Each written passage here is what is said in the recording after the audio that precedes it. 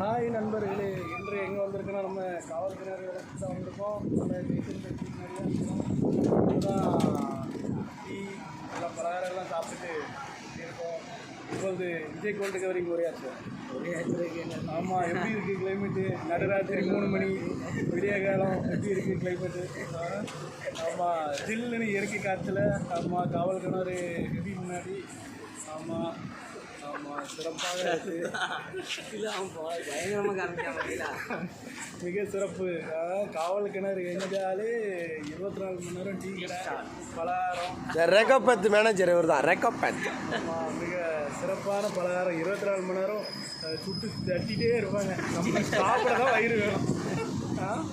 அவ்வளோதுக்குள்ள நாங்கள் சாப்பிட்டுட்டு டீ எந்த டீனாலும் போட்டு தருவாங்க. அந்த மனசு இருக்குல்ல காவல் கிணத்துக்காரங்க.